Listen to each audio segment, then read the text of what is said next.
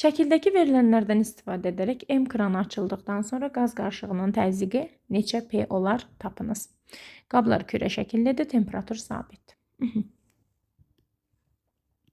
T bərabər konstantdır. Onda qərarlaşmış təzyiqin düsturunu yazsaq, P1 V1 üstəgəl P2 V2 bölünsün V1 üstəgəl V2'dir.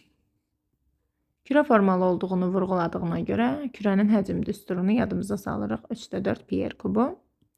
Yəni həcm r-in kubu ilə mütənasibdir.